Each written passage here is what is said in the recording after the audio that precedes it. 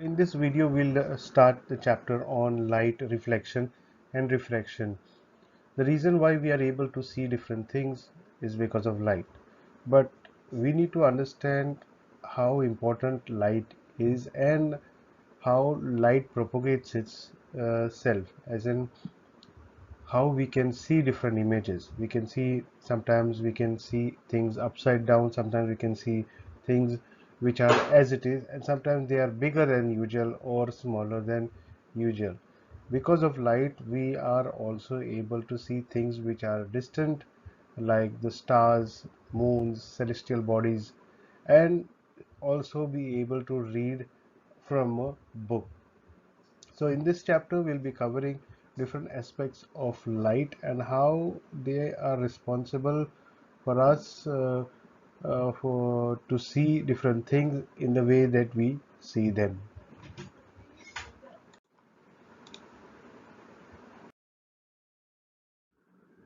What is light? We'll address this question in this particular slide. Light is a form of energy. Okay, so we know that energy is present in various forms, and light is one of them. It enables us to see various objects, to see the things that we see in our day-to-day life. In this chapter, we will study the phenomena of reflection and refraction using the property of light. That is, we need to understand that light travels in a straight line. Okay, we can also, since light is a form of energy, it can also be present in the form of waves and travel from one point to another along a straight line. Reflection of light. Now, uh, when a light falls on a particular object, it has a tendency to bounce back. This bouncing back of light is referred to as a reflection. Okay, the light bounces back. When it hits a particular object, it bounces back from that particular object. But we need to understand that the bouncing of this light happens only in the same medium. Like, for example, when I say about medium, I'm referring to the particular space, as in air is a medium or water is a medium. Also, glass is a medium. These are different mediums. Why do we call them medium? Because they have different densities. So, air or atmosphere will have just one density, uniform, whereas glass will have a different density. Again, it will depend on the type of glass, the densities will vary. Then also we have dense, different water is another medium. Okay, and accordingly, when light travels from one medium to another, the speed will of the light will change. If it is a thicker medium, then that means the density is more. Then what will happen is that the speed of light will slow down. If the medium is a rarer medium, or the density is not thick or thin basically, then the uh, light will travel faster. Okay, light travels fastest in vacuum because of the uh, lowest density or no density over there at all. Okay, so bouncing back of light after hitting a particular surface is referred to as a reflection of light. And when a light strikes an object, the ray of light which strikes the object, that is referred to as the incident light. It is the light that falls on a particular surface. When a light bounces off an object, that ray of light is referred to as a reflected light or reflected ray. Now, the angle that is formed between the incident ray and the normal. Okay, normal is an imaginary line that we draw between the incident ray and the reflected ray. And the angle that is formed between this incident ray and this normal is referred to as the angle of incidence. Similarly, the angle that is formed between the reflected ray and the normal is referred to as the angle of reflection.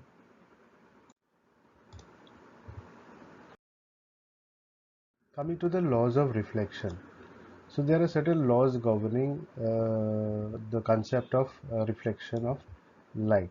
You see we have a diagram over here, okay, and here it says that this is a plane, and on this plane you have the incident ray falling, so ray of light falling on this incident, and it's get bouncing back. So this is the reflected ray. Okay, this is your incident ray falling on this plane, bouncing off from here, and this is your reflected ray which is bounced off. And we draw the imaginary normal between the incident ray and the reflected ray, which is perpendicular to the plane, and that bisects the angle formed by incident ray and reflected ray, such that there is an angle of incident form I and an angle of reflection form R. Okay. Now, according to the laws of reflection, the first law of reflection says that the angle of incidence, this one, is always equal to the angle of reflection. That is, I is equal to R, or angle I you can say is equal to angle R. That is the first law of reflection. The next law says that the incident ray, the reflected ray, and the normal, okay, to the reflecting surface, means at this particular point, okay, they all lie in the same plane, on the same plane. So incident ray meets over here, normal meets over here, and reflected ray also emerges from here, which means that all three lie on the same plane, and this is the second law of reflection. Remember, there are two laws of reflection. One which says angle of incidence is equal to angle of reflection, and the other one which says incident ray, normal, and reflected ray all meet at the same point on the same plane.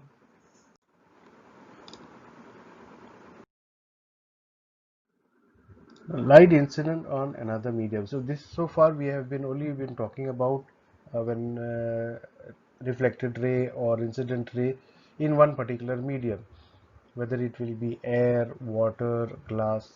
Okay. Now we speak about how light travels from one medium to another. When light travels from one medium to another, it will either get absorbed, which is called absorption. It can bounce back, which is called as reflection, or it passes through, and when it passes through it has a tendency to bend, or what we call as get refracted, and this is the phenomenon of refraction. So remember, there is reflection is different from refraction. Reflection is when it bounces back. See, when we speak, we say that we see our reflection in our in a mirror, or we can see our reflection in the water. Okay, now that is when the image is bouncing back.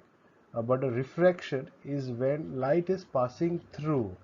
Okay, but whenever light passes through, it has a tendency to bend because of the change in the speed of the light when it travels from one medium to another, and that is called refraction, and we'll deal with this as we progress in this chapter.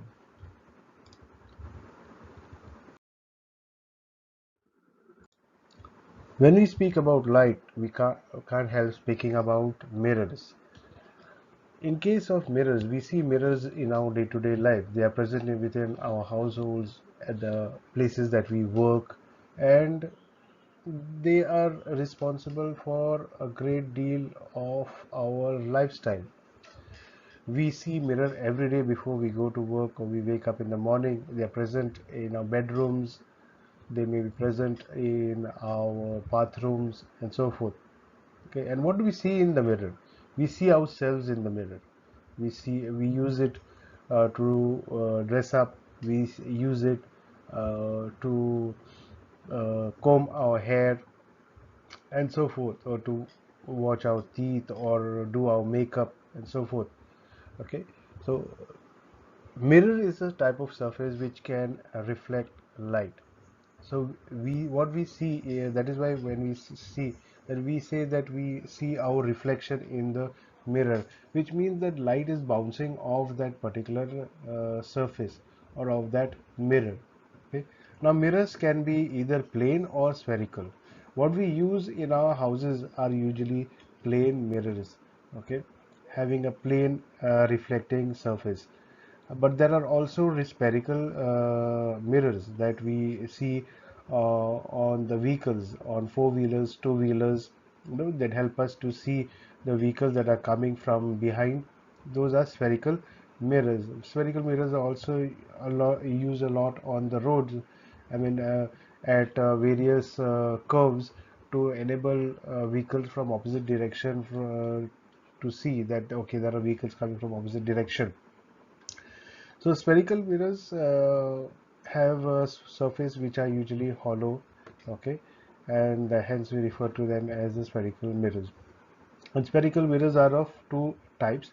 You have the convex mirror, in which the reflecting surface is convex, and it is also known as a diverging mirror, which means it diverges the ray of light. Diverging meaning it spreads the ray of light in different directions and helps us to see light at a broader area. So if we take uh, a torch, a broader torch, that means a torch that is actually focusing on a broader area, then that will have a, diverging mirror, or what we call as a convex mirror. Okay. Now, on the contrary, we have the concave mirror, which will focus light on a particular area. So we have torches like that usually, which are focused on a particular area. So these are called as converging mirrors because they converge the ray of light to a particular point, help the ray of light meet at a particular point. Some characteristics of images.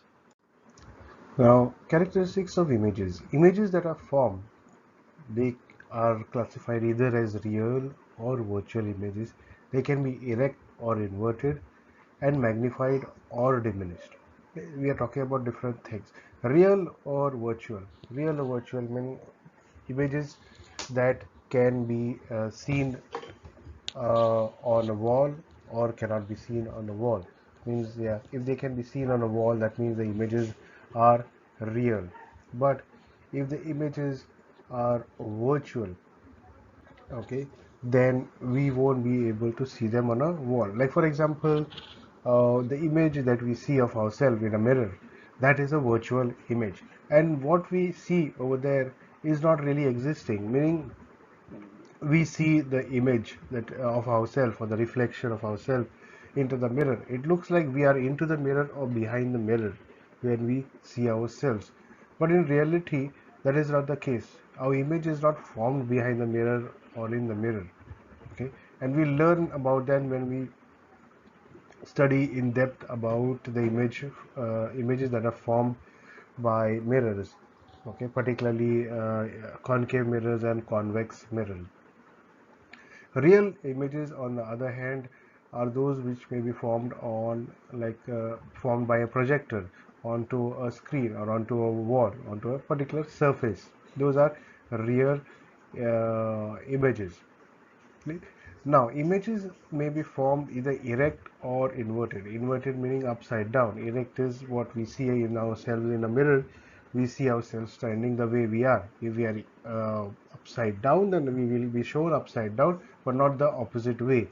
So, if we are standing erect, straight, that means it will show that we in the mirror that we are straight or erect. Okay. Images can be magnified or diminished. That means sometimes, see, in the plane mirror that we see ourselves the way we are. Okay, it doesn't show us as a giant, or it doesn't show us as a dwarf, irrespective of our size.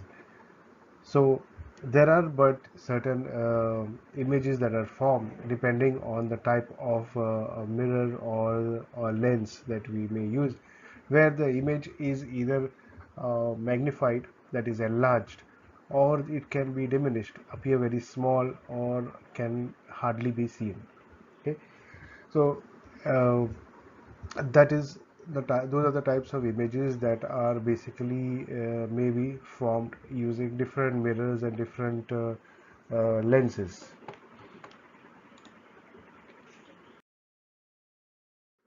An image that is formed by a plane mirror. So we spoke about mirrors. There are two types of mirrors. Mirrors can be plane mirrors or they can be spherical mirrors. So here we'll deal only with images that are formed by plane mirrors, and plane mirrors are easier to understand from our day-to-day life, because we have plane mirrors in our houses, wherever we work or we go to study, wherein we see ourselves. It has a plane surface. It is not curved, it is not spherical, it is just plain, and all that we see is ourselves the way we are. Okay, it's a reflection of ourselves.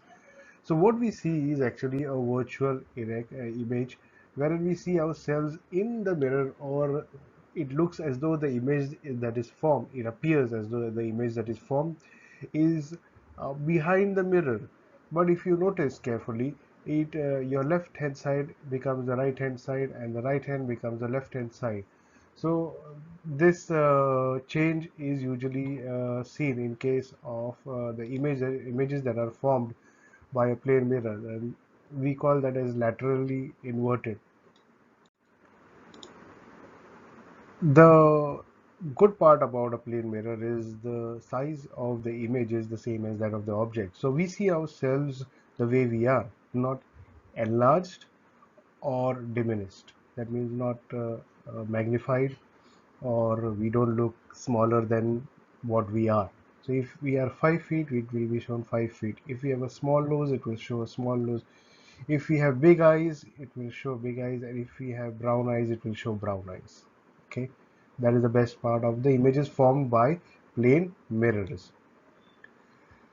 The image that is formed appear is far behind the mirror. Okay, it appears as though the person that is actually there, the image that is formed, is way inside the mirror or behind the mirror. But in contrary, it is not. And the object but is in front of the mirror. If you look over here in this figure over here, you see the person is standing. This is a plane mirror. He's standing, he's looking at it, and incident rays are emerging from his eyes, striking the surface. And actually, he should have been looking at the image somewhere over here. But in reality, he is looking at the image of himself over here. Okay, and this is how it's formed. This plane mirror is actually acting on a normal over here. Okay, and the we know that this is actually from physics point of view, it should have not been over here, is because we have said that the ray of light travels in a straight line. So if we are looking at over here, that means that it should have bounced back and come back. But in reality, we look at it, the person over here. So if we were to look at the person over here, in reality our eyes should have been down over here under the ground, but that is not the case. Okay, we are here, and yet we are looking at the person as same height as this person. Okay, so you see there is we also calculate the distance from the object to the mirror and from the image to the mirror, and the distance from the object to the mirror and the distance of the image from the mirror is also uh, considered to be equal. So they are at the same distance. So if you stand at a particular, say let's say 1 meter from the mirror and look at yourself, you will find that the person or the image of yourself or the reflection of yourself will also be in the mirror at a similar distance, at kind of 1 meter, but inside the mirror or behind the mirror.